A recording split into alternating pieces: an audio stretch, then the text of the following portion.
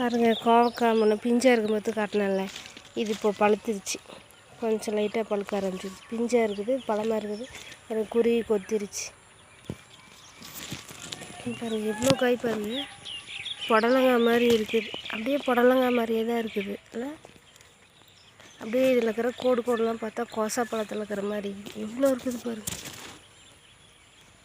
ஒரே இடத்துல. ஆனால் இது ஒரே செடி தான். பாருங்கள், ஒரு பழம் ஒரே செடியில் தான். இதுவும் அதுவுமே ஊண்டவும் கிடையாது, அதுவே தானாக முளைச்சி. அது கொடி பாருங்கள், அடியில் எவ்வளோ பெருசாக இருக்குது. கட்டை தானாக முளைச்சது தான்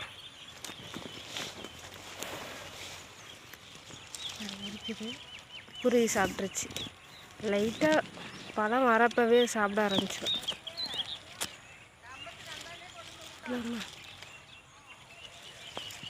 ஃபுல்லாக இருந்துச்சுன்னா நம்ம சாப்பிட்லாம். அது சாப்பிட்ருச்சு, அவ்வளோதான்.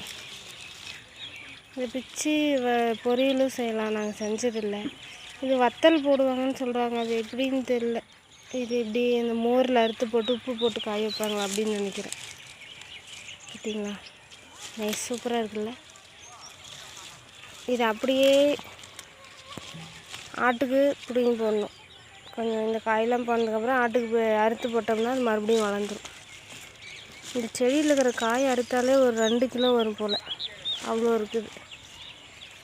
இது பாருங்கள், டிஃப்ரெண்ட்டாக இருக்குது, உருண்டையா.